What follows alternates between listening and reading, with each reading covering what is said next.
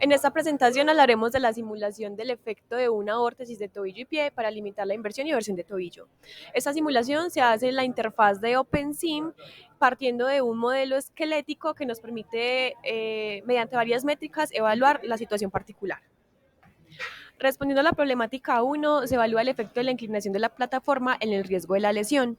Entonces se parte de la inclinación por defecto que da OpenSim, que es de 20 grados, y se grafica nuestra primera curva. Después de esto, luego graficamos otras dos curvas variando el ángulo 10 grados por encima y por debajo del ángulo por defecto que nos da OpenSim. Como observación, tenemos que en las tres situaciones planteadas se supera el ángulo crítico de inclinación del tobillo en donde se genera una lesión, que es de 25 grados o 0.43 radianes. Analizando mejor la gráfica, podemos mirar que el grado de inclinación está directamente relacionado con el ángulo de inversión y por tanto representaría un mayor riesgo para ocasionar una lesión pasándose del ángulo de riesgo, lo cual tiene sentido porque un menor ángulo también estaría limitando más el movimiento de inversión. Ahora para el segundo punto vamos a evaluar en cuál inclinación va a tener un mayor impacto en el riesgo de lesión. Vemos que aplicar la inclinación en Y casi no afecta. Esto se debe que cambiar el valor en Y no implica un cambio en la inclinación de la plataforma, cosa que no sucede en Z, que sí lo afecta, incrementando el ángulo de inclinación y así generando una respuesta mayor al ángulo del subtalar. Ahora pasamos al tercero, que consiste en evaluar el efecto de la altura de la plataforma en el riesgo de la lesión o del ángulo de inversión. Para esto cambiamos la altura de la plataforma 2 metros por encima y 2 metros por debajo. Perdón, centímetros.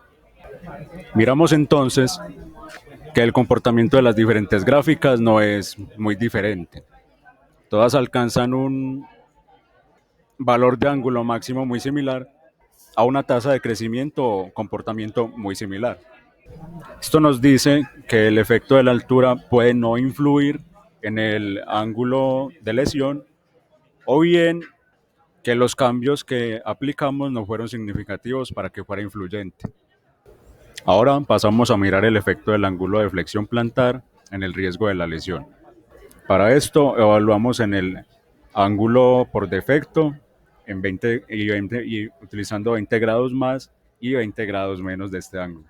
Esto dio como resultado esta gráfica.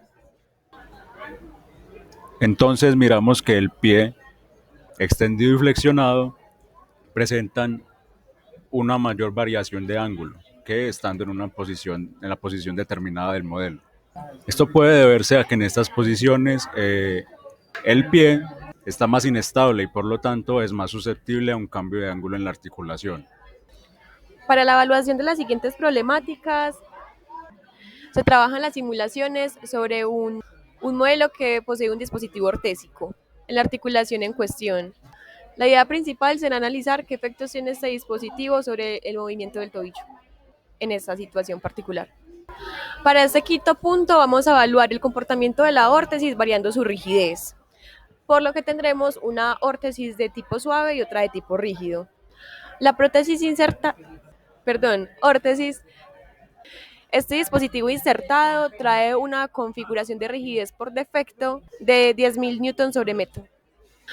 La simulación de la prótesis suave se hace sobre estas configuraciones por defecto y pues podemos notar que la curva graficada es muy similar a la que se muestra cuando el dispositivo está ausente. Luego se hace una modificación de estos parámetros de rigidez en una escala de 10, quedando la rigidez del dispositivo en 100.000 newtons sobre metro. Al realizar la simulación, notamos que el cambio en la protección es significativo, lo que quiere decir que restringió adecuadamente el movimiento e incluso lo restringe al punto de quedar por debajo del ángulo de lesión. Ahora, para la solución del punto 6, empezaremos definiendo el término translational stiffness. Este se refiere a un parámetro que representa la rigidez traslacional del dispositivo. Esto quiere decir cómo se resiste desde el desplazamiento en la dirección de los ejes X, Y y Z. Para hacer la evaluación de esta métrica, volvimos a los efectos predeterminados por OpenSim de rigidez en el que todas las variables se encontraban en 10.000. Luego, a la variable de análisis de interés le dimos un valor en escala de 10 de 100.000. Esta modificación se realizó a cada uno de los parámetros y se hizo una gráfica de cada señal. Adicionalmente, se realizan dos gráficas en las que podemos ver el comportamiento de cada variable de forma lateral o medial. Podemos observar que tanto en la zona lateral como en la medial, el parámetro Y es el que tiene un mayor efecto de la rigidez del dispositivo ortésico, debido a que esta es la que más restringe el ángulo en esta situación particular. Ahora, pasando a la siguiente pregunta, en la que se debe analizar el efecto de la rigidez medial o lateral de la prótesis. Perdón, órtesis. Para la evaluación de esto, se devuelve el dispositivo a sus valores predeterminados de rigidez y luego se hace la modificación en escala de 10 solamente en uno de los lados.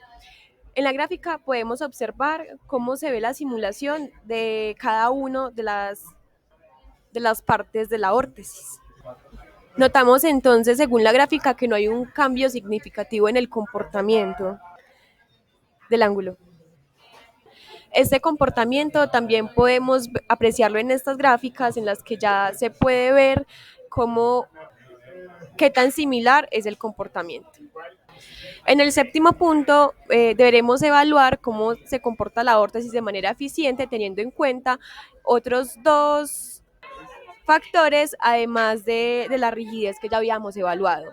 Entonces, estos dos nuevos factores serán el tiempo de activación de la prótesis, porque en este caso nuestra órtesis es activa, y el torque que ejecuta. Para hacer esto se debe buscar que las propiedades de tiempo de activación sean mínimas. También que el torque sea mínimo y que se utilice un material que tenga una menor rigidez que normalmente está asociada a un menor costo. Entonces para esto empezamos ubicando un valor de torque máximo para así tener un punto de referencia con el que luego hacer los cambios en las otras variables. Buscando ser eficientes con el tiempo, este tiempo de activación del torque se da a partir de los 0.325 milisegundos. Esto, y dado que la simulación dura 0.4 segundos, nos deja que el tiempo de activación es de 0.1 segundos, por lo cual concluimos que ya está, digamos, suficientemente optimizado porque ya es muy poco.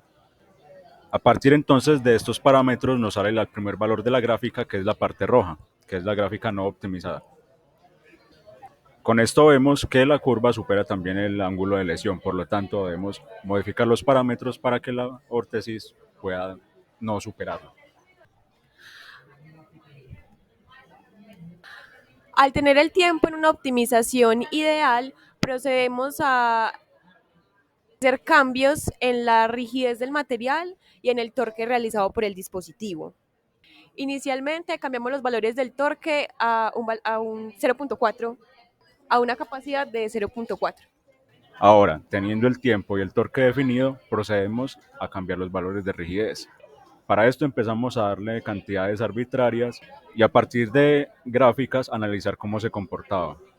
Después de algunos tantos intentos, de esto entonces llegamos a un comportamiento que podemos decir optimizado, en el que estuvo a punto de superar el ángulo de lesión, pero no lo hace, que llega a un ángulo máximo de 24.9 grados.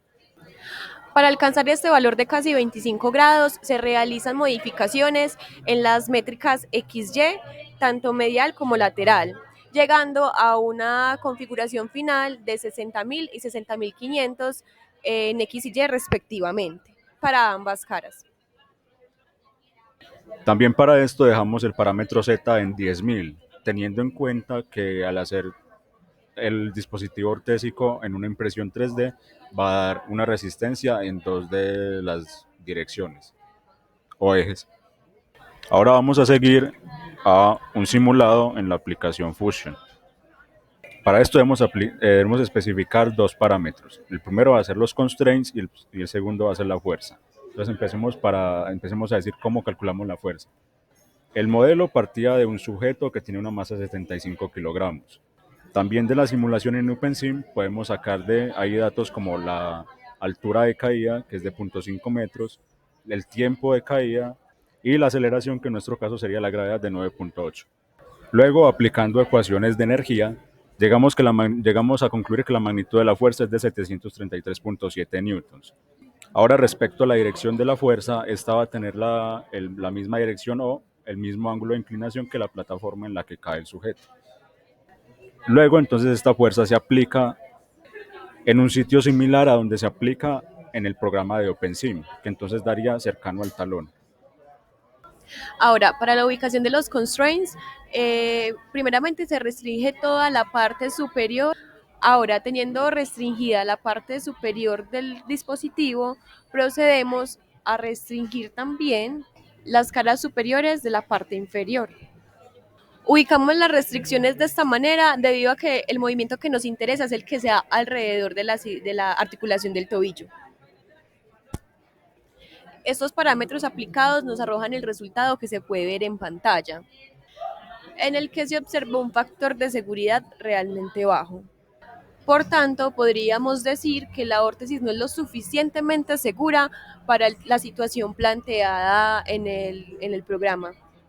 Otro parámetro que se tuvo en cuenta en esta simulación fue la elección del material. En este caso decidimos trabajar con ABS plástico, que es un material que superaba las propiedades que habíamos aplicado en OpenSim y que además de eso pues es imprimible y su costo es óptimo también.